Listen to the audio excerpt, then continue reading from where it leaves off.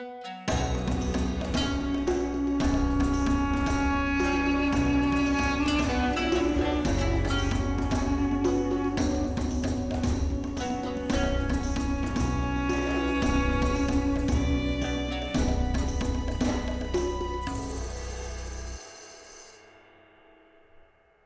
ad break time. I'm proud to announce that the Beyond Solitaire podcast is sponsored by Central Michigan University's Center for Learning Through Games and Simulations. At this very moment, Greg Loring Albright's Keep the Faith is crowdfunding on BackerKit. It's a light RPG about the evolution of a new religion, and I'm working on the curriculum guide for it, so you already know I think it's great, so keep an eye out for it.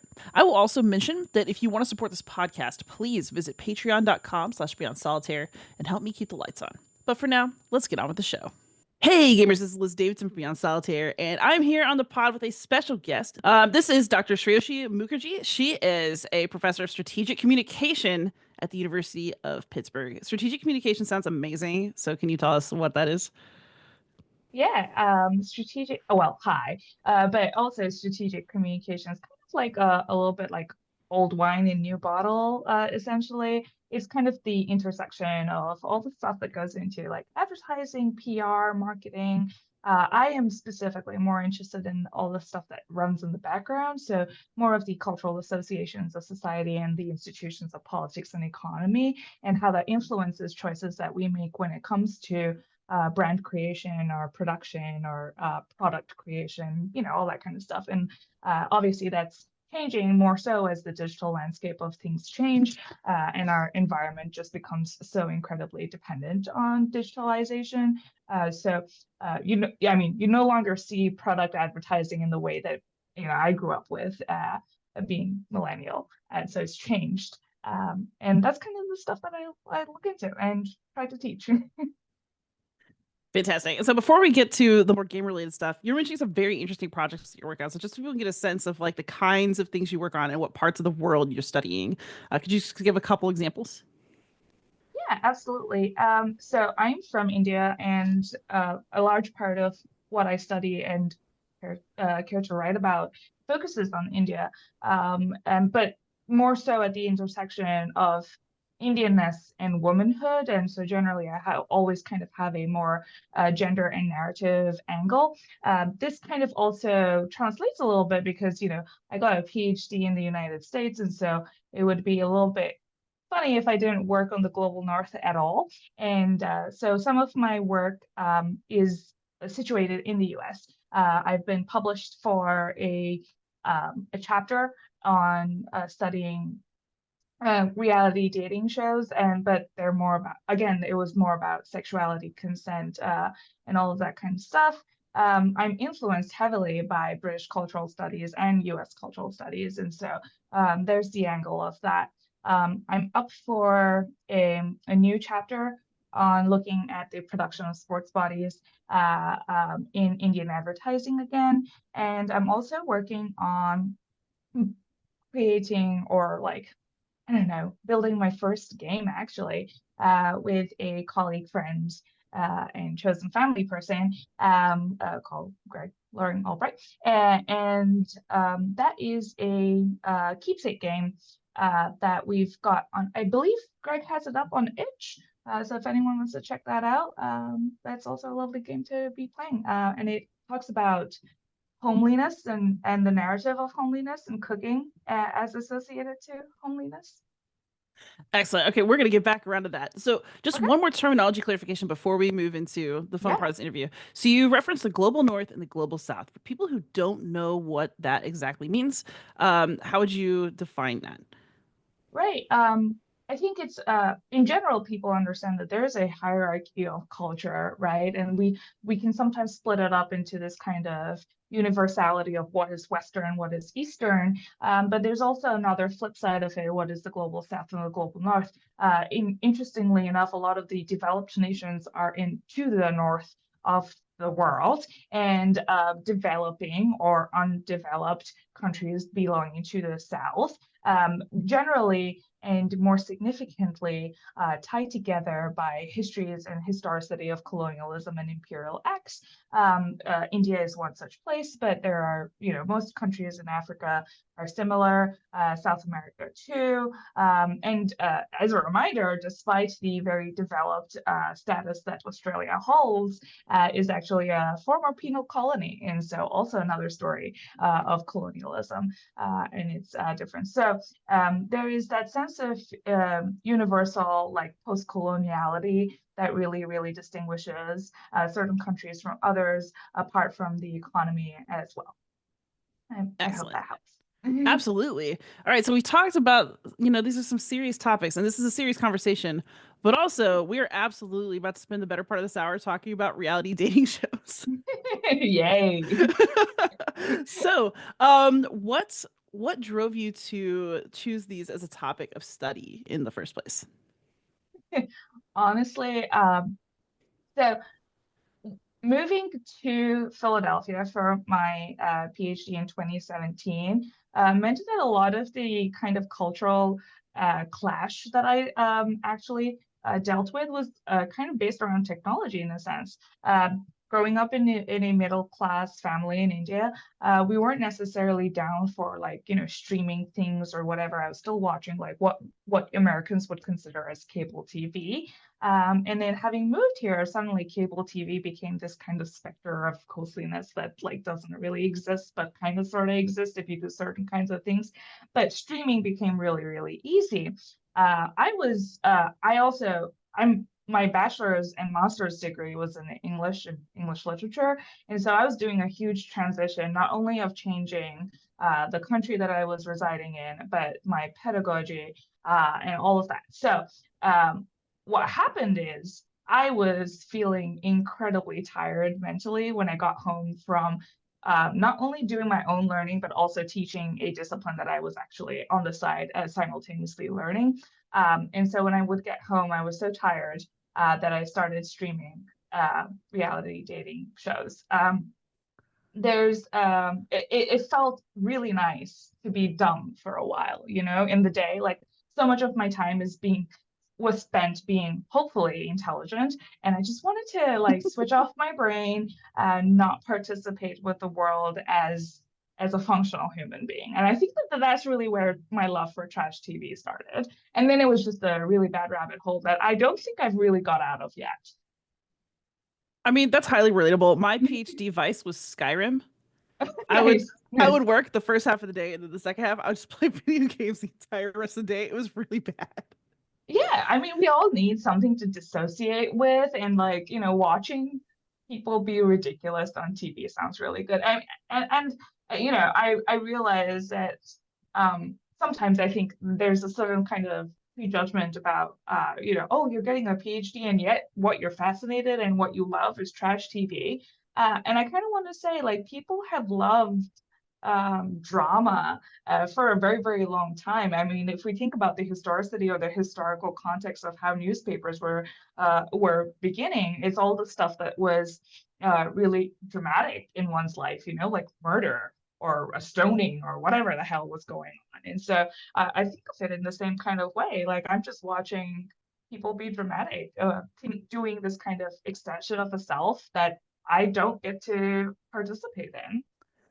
I actually completely agree with you. One of my favorite articles I've read about my own field of study was called "The Jerry Springerization of Late Antiquity," and it was just about how all we want to talk about is like martyrdoms and crazy stories about monks blowing up alligators and like sex scandals. And Yeah. I was like, yeah, I, I, I feel personally attacked, but it's true. there's a certain level of fantasy that we're all willing to kind of like sign up for that's somehow okay because it is kind of weirdly removed and yet not fully removed from your life in this kind of way. So you that's I think what trash TV is. It allows you to have this sense of fantasy. Absolutely. So, on that note, what are your favorite reality shows to watch? um yeah, I so okay. I love how Love is Blind started out as this like thing that was, very US based centric. and then became there's a global wash. So then now there's Love is Blind Argentina, there's Love is Blind Brazil, there's Love is Blind Habibi. Oh my God, we need to talk about Love is Blind Habibi at some point. But tell me how Arab women considered stereotypically around the world as being incredibly repressed individuals. And sure, they culturally are, but like these women had their men like tied around their tiny pinky finger, and like they were like dishing it out. It was amazing. They are my role models in life. It was wonderful. It was fantastic. But I do have an enthusiasm for Love is Blind specifically, and that kind of whole range of shows. I love it specifically because when it first came out, they called it an experiment. And being a grad student at that time, learning research methods, I was like, that's so funny.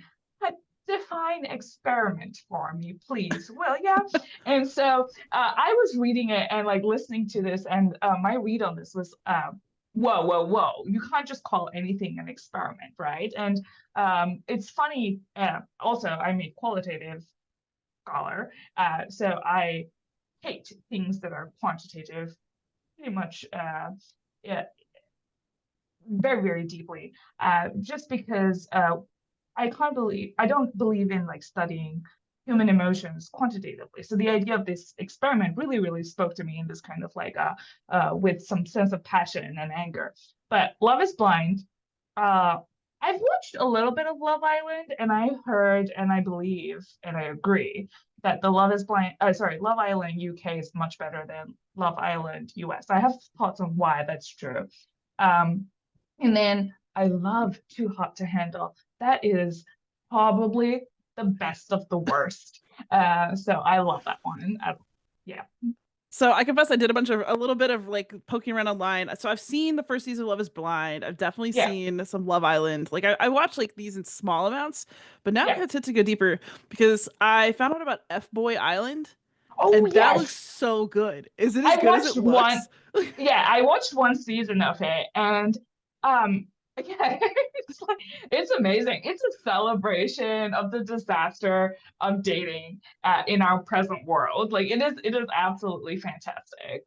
Yeah, for those of you who are out there, the premise of F Boy Island is that there are three women who are surrounded by attractive men, but some of them just want to hook up and others are looking for a serious relationship. So they're like doing detective work to try to figure out like who is a serious potential boyfriend in an island of yes men, but they don't all want the same thing. The latter seasons actually do a gender flip as well, by the way. So there's well, in this case, okay, we'll get into this, I'm sure, but one of the Yes. things about these dating shows is that this is so cishet. So in this, unfortunate that the default is kind of like to say that gender and sex are the same in these kind of spaces. Anytime there is a non-heteronormative season, it's special. So I don't know if you've watched kind of, I think it was a spin-off of Love is Blind because it has the Lachey's on it, but you gotta know them. Nick, very famously, I think he will be memed for the rest of his life of being like, "You must know who I am. I'm Nick Lachey, Of course. obviously." So, so obviously, I think it's called. Oh yes, it's called The Ultimatum. And Oh yes, I've seen trailers for this. yes, so the Ultimatum, interestingly, the Lachey's host the cis het version, but then they made a special, which was a queer version. And that was hosted by somebody like I don't even know who the hell that person is. And so there's that as well. But every time these shows do it, they do specials for non-white, non-cis het. All right, so I feel like this is the beginning of the serious part of this conversation. I felt like it was very important to establish that these shows are super fun. They're Yes, super addictive. We yes, both unironically enjoy them. yes. And so I feel like it's a very important thing to start the conversation there because we also have to talk about how messed up they actually are if you think too much about it. Um, and it's okay to have both, I think. We can maybe return Yeah, to that subject after yeah. some more chatter. But Yeah, absolutely. I'm happy to talk about all elements and all aspects of it. Absolutely. So you sent me a very interesting article, which I read before this interview, talking about how these shows are, yes, they are very like white and cishet coded, but also we talked a lot about the rules and how those rules enforce behaviors that may not be fully consensual, and also I don't know if it's I maybe unconsciously I'm assuming reinforce stereotypes about how relationships work and how men and women are. So what kind of drove you to write this particular article? And then I would like to talk about some particulars. Yeah, so I'm going to pick at something you said, because you said how men and women are, and Yes. that, That's yeah, what they uh, yes. and I Of think course that this is all, that's yeah. yeah, yeah, of course. But that's that's the real point of pivot here, right? Like that's the whole point where you start to realize, that's the disjunction or the disconnect that I necessarily caught on to when I started watching trash TV and like specifically reality dating shows. I think it's interesting. I know I mentioned this earlier, but the idea of a fantasy, and yet they're called reality, right? So there's the first kind of level of disconnect, is to say that this is reality because love is real, right? You fall in love and everything else just like blows itself apart. And I do want to say that there's something there's something so specific about the US and its affection for love, right? Like there's something very, very specific about the, I'm not going to say Hollywood necessarily, but the Americanization of love in its kind of very specific way. This country is the only country that I know of, and I haven't lived around the world, so like forgive me if I'm like talking out of my ass right now. But the point being, Valentine's Day is such a big commercial holiday output, right? Uh, Oh and yeah. so and so for me, what was specific about it was to kind of think about, and as being a foreign person living in the US, I was also kind of curious about how people were interacting with each other. For me, this is in a way informative almost to learn about how Americans perceive dating, perceive other humans, etc.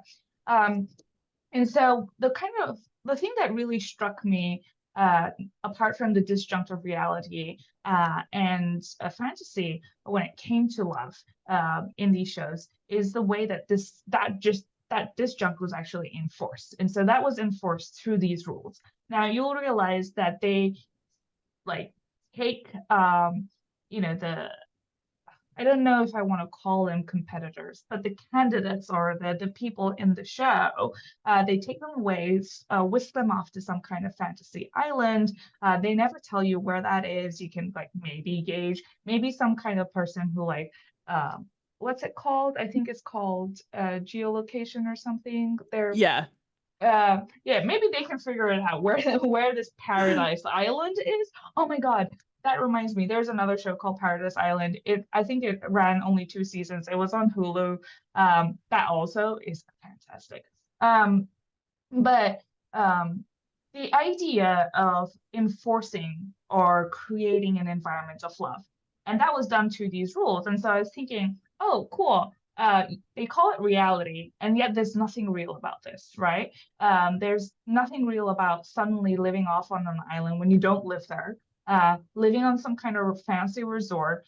All you need to do every day is look your fantastic best self. And by best self, we also want to note and make mention of the fact that these are all men and women who are incredibly ripped, would go and pass muster for universal stereotypes of beauty.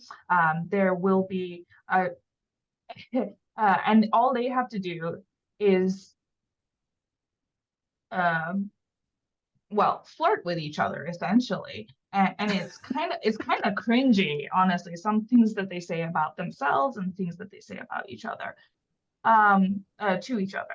And so this is all being enforced for them. The interactions not only is being enforced by the idea that the show would lead to love, And obviously, the end of the show is that it has money. You probably become an influencer for a hot second.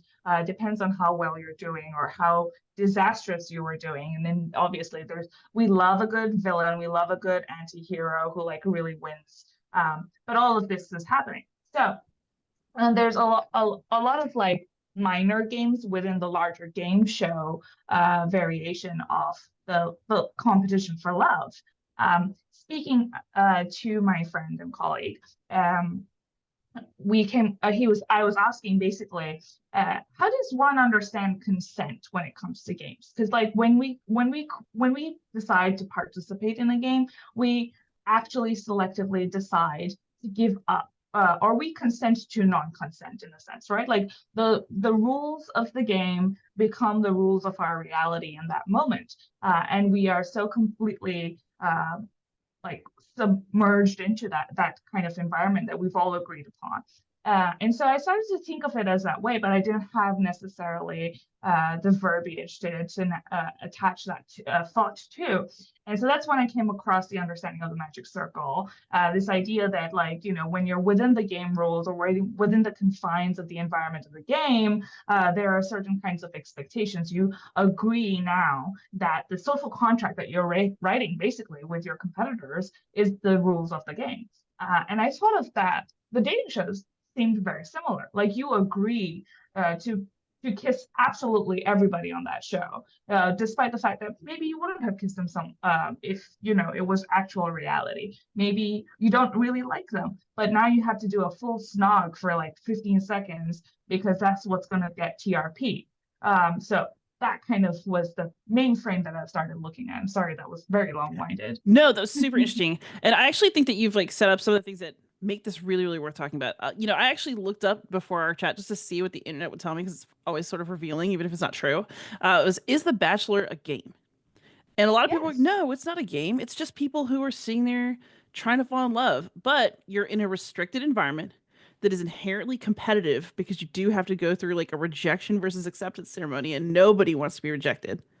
You are Mm-hmm. perhaps competing for rewards other than the heart of the bachelor or bachelorette, because again, there are some very serious material benefits to standing out on a show like this, which means you have to Mm-hmm. play the game, as it were.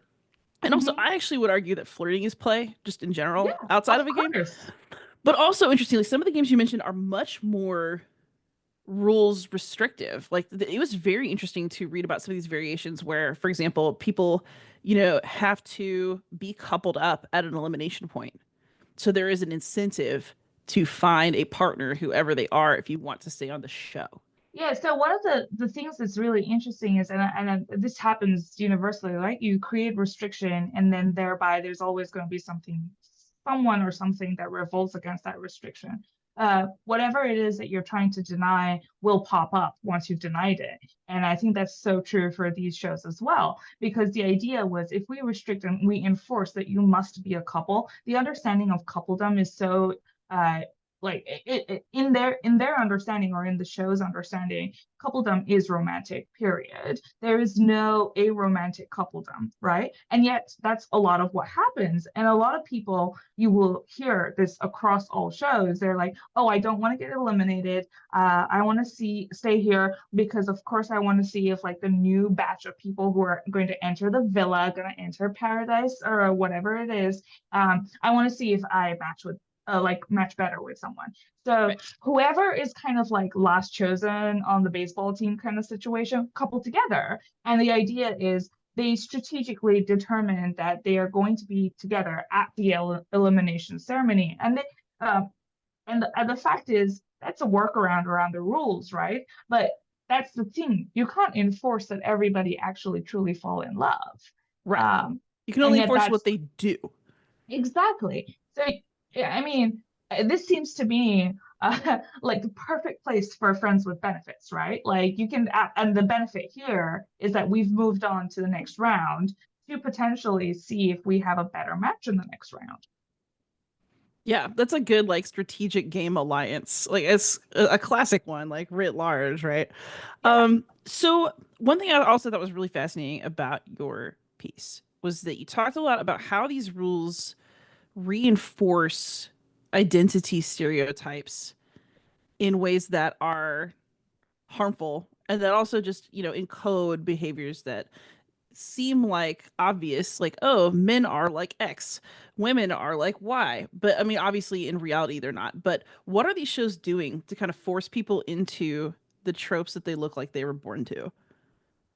Yeah, I love how there's there's a part of these shows that kind of like dives really deeply into the all men kind of ism of things. But what really is interesting about the rules is that in trying to create the narrative of a successful cishet romance, you have to play out stereotypical masculinity and femininity, and that looks like a man who's uber strong, who's gonna like carry his woman away. So a lot of the games involve men picking up women, slinging them over their shoulders, rushing to some other end. Like it's like American Ninja, but like for love, that kind of a thing.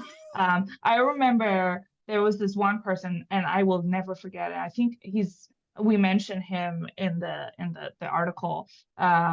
His name's Kaz or something. He was on I want to say Too Hot to Handle, maybe. But Kaz says about himself that he's an animal. He's the king of the jungle, and that's like hyper masculinity. Now, what's interesting about Kaz and him saying that I thought was kind of like a little bit excessive, is that Kaz forgets that he is a black man on a US reality TV show. You're talking about a hyper masculinity that is animalizing, by the way, and you are a black person. We all know that the racial stereotypes for Black people have often been these kinds of hyper animalizations or hyper angry. So you have that Black women are very, very angry. That's a stereotype that plays out in all these shows continuously. And it's very, very disturbing actually to see that because you're playing out and you're enforcing those cultural codes to play out. And so people watching it on TV will thereby kind of like go back onto Instagram or TikTok, I guess nowadays. But and then they start to have discussions about it. And so that's where I started to get really interested because when these shows have formal profiles on Instagram, the audience base is now then having a discussion. It's kind of like Twitter, but not really. But people start to have a discussion about things, and you'll see so many times that people of color will respond to things being like, nah, like that's not good representation. They're doing us dirty by like, blah, blah, blah, and forcing these kinds of conversations and even just like just saying things about people.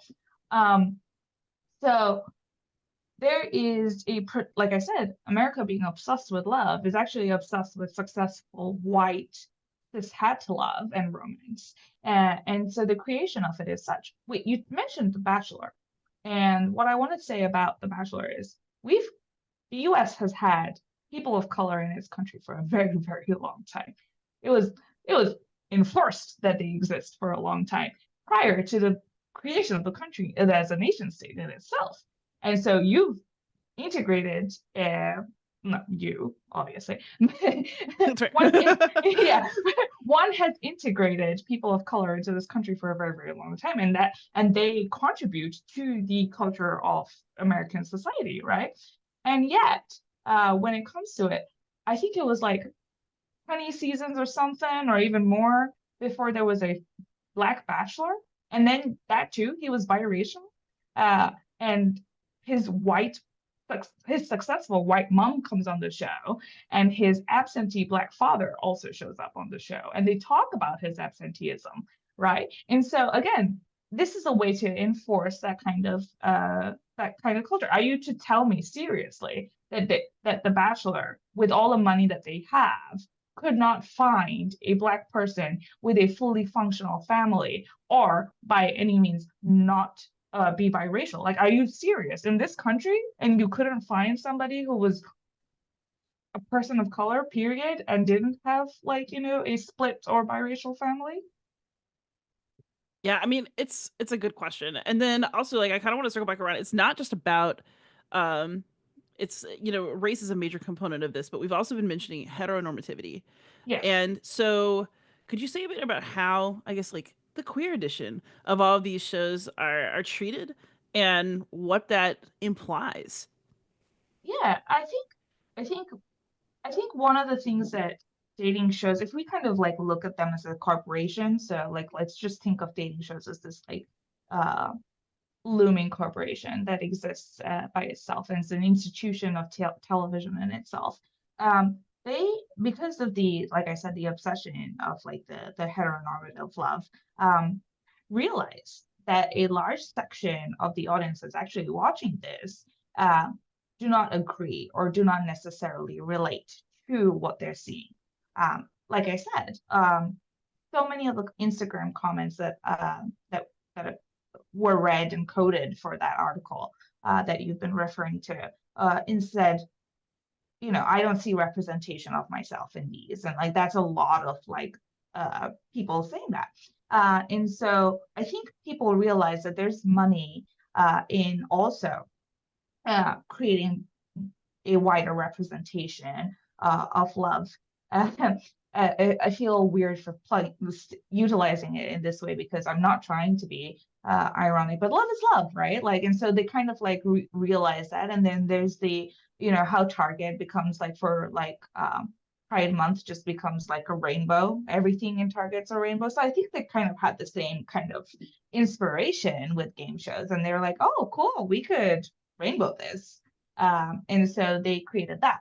Now, interestingly, about all of that is like when you have shows that are about queer love, there's also, again, stereotypes for that as well. So, like for the ultimatum for the queer edition, you can see how there's like one person who is more masculine than the other. And these are all female. I don't remember there being any like male gay couples in that show. And then also, by the way, there is continuous erasure of being bisexual in these shows as well. So it really has to be like this kind of absolutism that also comes with sexuality that like really pops up in these shows. And so even as a queer special, the fact that it's called a special in itself should really kind of hint towards how this is considered as not the self, not the center. That's an otherism, right? And so in the same way, there's because if you want to think of it as like male gaze, woman on woman love sounds much more exciting or sexually like exploitative in a sense. And by exploitative, I don't mean like necessarily like the abusive kind. I mean just like there's money in that. That's so much more sexy than male on male love for whatever reason. I don't think that's true, but Interesting. Okay, so you can look at, I guess, the way that these shows are being scripted, who's being chosen, how they're being edited for evidence Mhm. of, what you're talking about.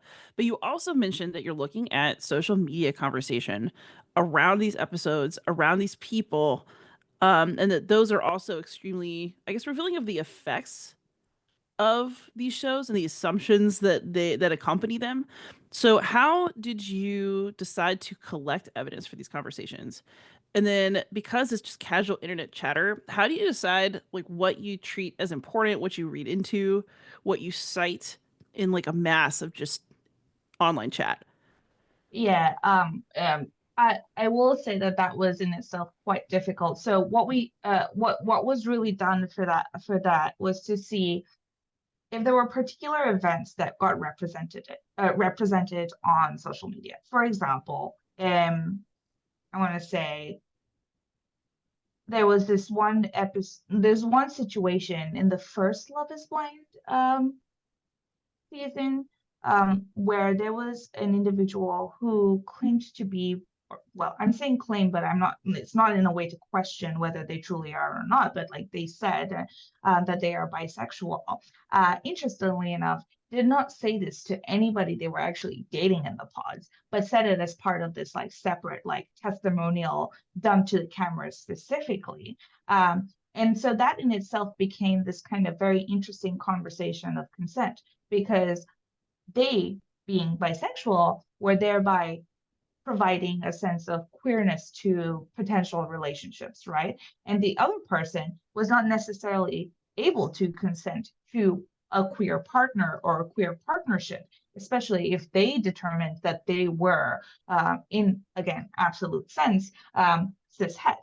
Now, there's there's constantly this kind of pushback on the idea of sexuality or love or self being not being a spectrum, right? Like we understand, or most of us who agree to this will say that, one can be attracted to other kinds of people, other kinds of sexuality, and still follow a single kind of thing. But there was a lot of bisexual erasure on that show, and that person became a significant, um, I want to say, significant event of drama in themselves. So that's what caught the attention on the show. So that in itself became a conversation starter for consent, as opposed to other conversations that were happening for other reasons. So having determined that the article was going to focus on sexuality and consent, that became the focus. So then it was important to see how people were responding to that focus. And that's where using Instagram was easier, because these shows have formal profiles and they post little pictures or snippets, and they kind of like tease what's coming for the next season, next week, and all of these other things. And they're edited, as you said, to be further dramatized, right? Like, so there's extra drama happening.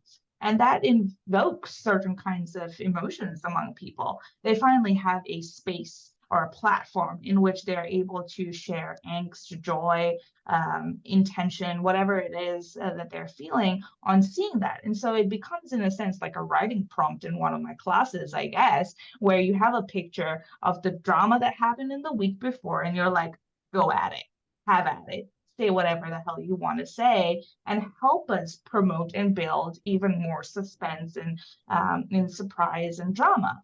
So then that became like reading those specific posts alone, as opposed to reading all the hundreds of posts that, like, a show could put up. So it was the specific event that led to the specific post, and seeing the kind of argumentation that would happen along that. If anyone then specifically used certain kinds of words like consent or identity or representation, those comments were then looked into and quoted for kind of representation. And so we started to see who was saying what kinds of words and using those words, and to what angle, And so that's kind of how the media effects of the audience representation was being read. That is fascinating. Okay, so one of the reasons I thought this conversation, even though it kind of feels like we've gone a long distance in it, is so Yeah. applicable to gaming, is that I feel like conversations that I hear about gaming often involve it is just a game. It is not that serious.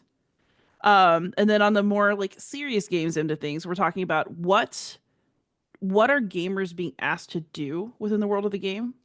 What version of the world are we constructing? And how Mm-hmm. aware of that should we be? Mm-hmm. Um, what are your conclusions, I guess, so far about what it means to enter into games like Mm-hmm. this? Mm-hmm. And, if you signed a contract, is that consent? Mm-hmm. And then, how is there a way to restructure these in a way that's less harmful? Is this Mm-hmm. like harm that's okay to do because everybody's into it? We all like watching it? Like how have you kind of come to feel about these shows after doing this research? Yeah. There's a sense of voyeurism when it comes to like watching these shows, right? Because the shows are meant to be incredibly intimate, right? You see people skimpily clad all the time. They're talking about sex all the time. Now, for most people, that's incredibly personal. For most people, that's incredibly intimate, in its various forms, right? Like, and there's this construction of like sex and romance go hand in hand. You can only be like sexually attracted to someone you are romantically inclined towards, or vice versa. And in such is the kind of expectation. So when game there, like I mentioned, that there are mini games within the larger game framework, right? And so these games again push towards creating coupledom, or what the producers might say, how do you actually know your partner is the question. And so they have these games, like for example, you get um, all the men lined up blindfolded or whatever, and all the women then go kissing everyone, and then the man has to be able to identify which woman kissed them at what round, right? And so then you're like, the woman that you're romantically inclined towards, did you catch on? And so if they didn't, because lips are lips or whatever the hell, and people potentially could kiss similarly, if they got it wrong, that they weren't able to identify the correct woman, then it's like drama immediately. Like, oh, you don't even know the particular lip kiss technique of the partner that you're like so interested in, that you're hoping to walk into the sunset with. And so that becomes its own sense of drama and dramatization. So the mini games itself again are to create in itself constructing for an audience what love entails. It must entail this sense of oneness and knowingness with the other person. And so despite all of that, when we're watching it, we are seeing these very intimate pieces, right? I think it was Paradise Island, where the idea was, the punishment was, if you didn't couple up with someone, you got a single room with a twin bed. But if you did couple up with someone on the very first, like whatever day before you were eliminated, you get a larger room with a queen size bed with a stranger, mind you. You are coupling up immediately as you see them. And what are you doing this on? What kind of basis are you doing this on? How they look, what they say to you. We all know people pretend. And we all know looks don't really mean anything about who a person is. So the concept of safety, or the concept of like truly knowing who that person is, just is not alluded to at all. I would rather sleep on that twin bed, because I don't know who the fuck I'm like lying next to, right? And yet when I've signed on to I have signed on to this game show, that's the goal. That's what I need to do. I don't want to be the person, sorry. I don't want to be the person who gets punished. I don't want to be the person who becomes the butt of all jokes. I don't want to be the person who gets talked about as like, boo-hoo, you weren't attractive enough, or you weren't sexual enough, or whatever else, to be able to get into a woman's bed or share a bed with a woman. There's that sense of like demasculinization, or like even defeminization. I think that's in some ways much more hurtful, because to say that you exist to be attracted to somebody else, you exist to be able to get someone to fall in love with you immediately. That kind of expectation is in itself harmful. But then when you're pushing certain kinds of physical interactions, consent is a really important thing to think about. I might want to be on this show. I consent to the show, but I don't necessarily consent to kissing everyone all the time, anytime. I don't necessarily consent to being grabbed a certain way. When we're playing that game where the man like pitches me up on his shoulder, he's probably going to grab my butt, right? Do I want that necessarily? Is there and it's a very thin line between feeling like that person grabbed me specifically to be able to carry me Right. versus grabbing my ass. Like Yeah. there's a very thin line between that. And I do think that I believe that there's been certain kinds of uh, break of rules, and like there's been talk there's been women who have called them their partners, or competitors, as doing them actual harm, and so sexual consent becomes like a very, very gray area. Not that it wasn't gray already, but like the deep gray. This is okay. So this is very serious business that we're talking about, and Mhm. so uh, this also kind of goes back to my own life as somebody who criticizes or talks about games in a historical way.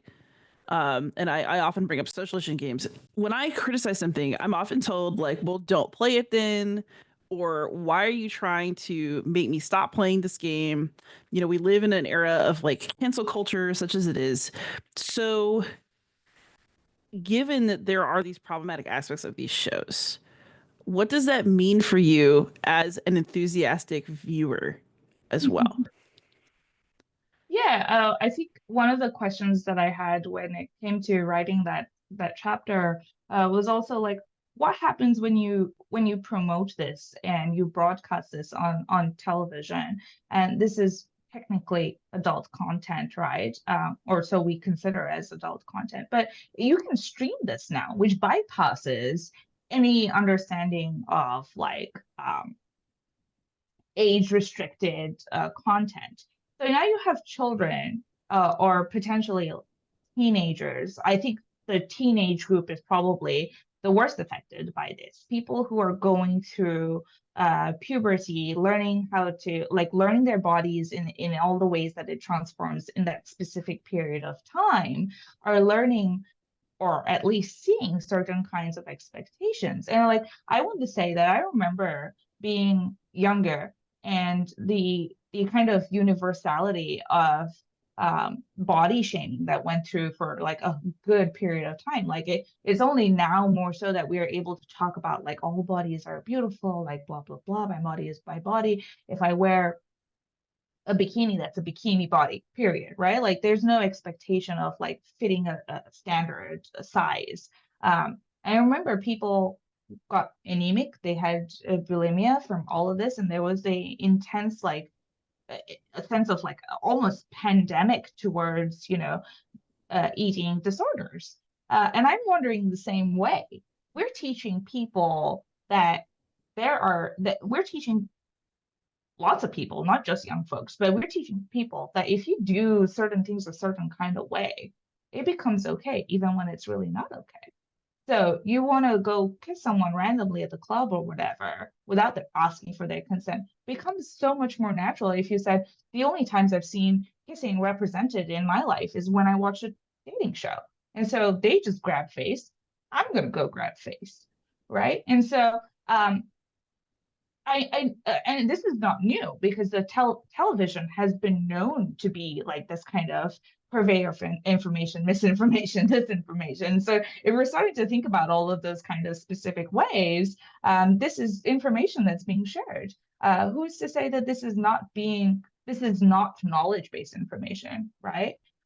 That's for someone to perceive. That's the problem of like television is that it's so much based on audience perception rather than the actual production. You're assuming a producer might say, I'm going to assume that an adult is watching this, an adult who is, um, mentally situated, has certain kinds of formal education and expectations of society and culture, and is thereby able to understand that this is just a game. This is not reality. But that's not true. How do you determine who's actually watching this? So I think it's a deeply dangerous kind of idea. Um, and in terms of like building out expectations. Yeah. Yeah, I both 100% agree with you, and also absolutely it's ridiculous look of FBoy Island, and I'm still reconciling how I feel about that. Yeah. So, on another note, so you mentioned at the beginning of the show that you and Greg Loring Albright, who is a repeat guest on this podcast, are doing a game together or have done a game together. So, tell us a little bit more in detail about the game, and then how did you end up on this project together? Well, I can answer the latter question first and say Greg's just a wonderful friend to me, and I was having a hard year, and he knew that I needed some purpose, and writing about like culture and all of this kind of stuff is like always good. He wanted to um, set something for Generation Analog, which is a lovely little conference that lots of lovely little gamer people go to. I don't mean little as that poorly, but I just mean like the little community of gamer people who also are in academia, like to go to and talk about really interesting stuff. And so we started talking about and I think the theme of it was home. This past year, I think it was in 2024, and the theme of the conference was home and games and how that might relate. And so we were talking about it, and a large part of like me being diasporic has been like this understanding of home. I've actually lived in 3 continents in 3 different countries in the 3 decades of my life. So for me, home is this kind of like wherever the hell I am in that moment, and like I've always had to like rebuild home. I've moved around a lot. And the food is the one thing that really, really that I pull along from everywhere.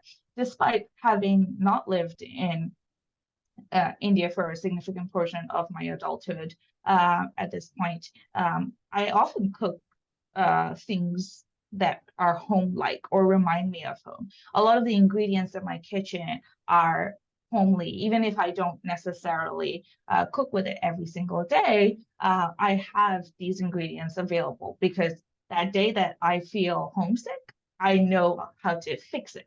I can take food and immediately kind of immerse myself in the comforts of home. So I think of food as being home or home being related very directly to food. Um, and food is great. Who doesn't like food? Food is Absolutely. wonderful. Yeah. So another aspect of food thereby is when you have a country like the US where there's a large section of people who are of different cultures, you bring in with you the food of the place that you're from. But where you're from and where you're living aren't the same. And so thereby ingredients sometimes are not readily available. So then you kind of have to be creative about uh, a switch or like a swap out. Maybe you're accustomed to, like for example, in the city that I'm from, we're all fish lovers. We're known stereotypically to be a community of fish lovers, but we don't like seafood. We actually only on like specifically eat fish from our rivers. So um, I live in the US now, and I'm eating salmon, which I do not get back home. And I use the same kind of ingredients or like build up the taste of salmon to mimic or be as close as possible to something I would have had at home that's traditional. And so this in itself is a kind of interesting play of like culture. Like you swap out an ingredient, see how it takes you to a sense of home, right? And so the game that we built was a keepsake game that talks a little bit about that basically is how do you create home for yourself? And you do that in your kitchen. You do that when in moments where you kind of have memory of certain kinds of things. I say that I know I spoke specifically of diasporic individuals, but for example, Greg is not diasporic, right? But Greg has stories too, has family stories, and he like has not moved away significantly from where he grew up, but he has in his life, and he's moved away from periods of time that he might think of as home, right? So his grandma might have made something that reminds him or gives him that comfort of home in a sense. Especially as he has his own family, right? So he might want to bring that sense of intergenerational recipe into his life and say, like, this is my childhood, this is now your childhood to his children. And so we started thinking about that. And so the keepsake game is you take a regular set of cards. Each card associates to a prompt. The prompt helps you write down a keepsake. It's like you create a little bit a page of art and words and all of these things as you're cooking the recipe that reminds you of home. And so basically the keepsake is this kind of journal of memories, a journal of taste and smell, and all of these other things. Like there's some more tactile stuff in there as well. So like, if we set up prompts like if you're using a particular element that ingredient that you can like smear onto the page, smear it onto the page. So now you're creating an artwork almost. And so that's the keepsake.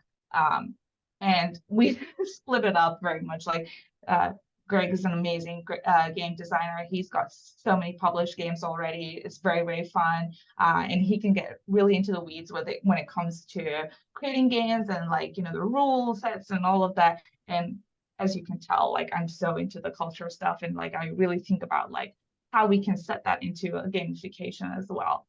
And a little bit, honestly, I know I mentioned this like in a separate conversation, but I'm thinking a lot about the game shows that I grew up watching on TV back home in India, which are specifically housewife shows. They're game shows to be the best housewife at home. And so a lot of it's actually about cooking as well. And the rewards that you get from playing those game shows are always going to be like kitchen stuff. So again, verifying the expectation of womanliness in a household as being this like person who's able to get and use particular like kitchen aid like stuff. So I was thinking a lot about that when it was coming into making this game with Greg. That's really cool. So, as somebody who's now expressed yourself through a game, is that something that you think you'll do again, or do you think it was just sort of just an experiment, as it were, not the kind that we talk about at work? No, I mean, I love a good. I'm probably I'm old enough and young enough at the same time, simultaneously, where I really like analog games and I like being able to play them. I didn't necessarily grow up with a culture of that, despite being invested and interested in it. I love, especially as I live in Pittsburgh, which has a nasty winter. I can't imagine not playing a game at home, right? Like there has to be some way to fight against seasonal affective disorder, and that often looks like being at home with friends and playing the game. And I don't think that there's ever a time when games are not culture. Game is always continuously culture. It is culture in motion. It is culture in design. It is culture in production. And so I think that as my brain whirs, I can imagine myself calling on folks and friends that I've been building up and like getting into a community with to see if there's ways that I can perceive, receive, uh, create research on culture that's going to be associated and related to game studies in some way. Because I mean, it makes living a little bit more fun anyway. So like, why not? Definitely. All right, so now it's time for the softy questions of this interview. So, you do like games, but because you don't necessarily identify as a gamer, I often ask people like what game has brought them some joy recently they were playing. But what bit of media would you recommend that has like delighted you in recent days? I mean, I want to say that like I love, I am so typical when it comes, I'm like not original at all in any way whatsoever. Who is? I love a good doom scroll on Instagram. That's my favorite thing to do. I wake up to it, I go to bed on it. Like it's absolutely fantastic. And I love watching like reels. It's so amazing how quickly people start to produce content nowadays. Like it's so fascinating. I would never be able to. I spend like 15 minutes just thinking about like a 30-second reel, and like you have things that get churned out immediately, like the most recent stuff. Like I was so obsessed with the memes and the kind of like investigative journalism that people on Instagram do when it came to like Luigi Mangione, and I was like, oh yes, this is fantastic, because what we're doing is constantly producing seconds of culture, seconds of like we're historicizing our own like real life experiences, and it's kind of really nice to. I find it fascinating because I know. Okay, so I'm gonna like share a little bit of like what happens, which in back in India as well. You take old newspapers. We still have a very thriving print culture in India, and I used to be a print journalist before I got my PhD. So what and used to receive newspapers at home, right? So I'm very accustomed to reading a physical newspaper as opposed to scrolling through a digital newspaper. And what happens when you're done reading? Because news lives for a day, right? For the most part, some news develops, but that specific article lives for a day.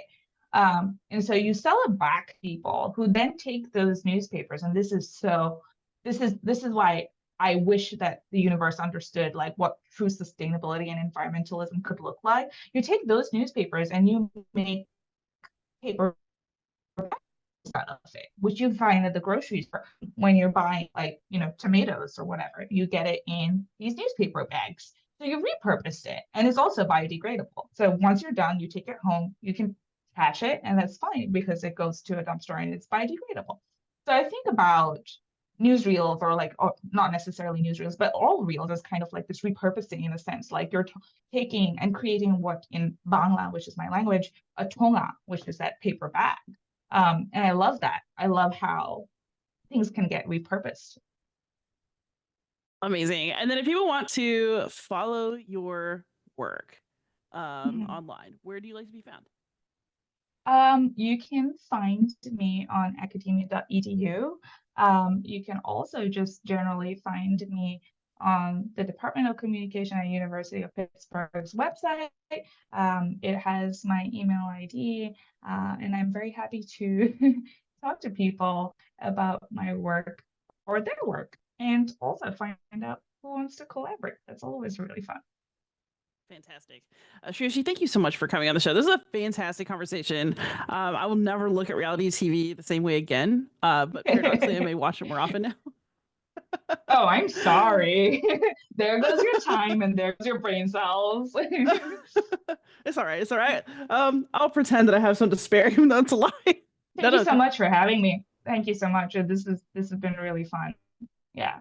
I didn't realize that this COVID project of mine would, eventually gather so much interest in general. So like this is really cool. Thank you. I love a good COVID project. All right, everybody out there, if Yeah. you're looking for me online, I can be found as Beyond Solitaire everywhere. I'm terminally online. And thank you so much, everybody. Please like, subscribe, comment, ask questions, and most of all, happy gaming.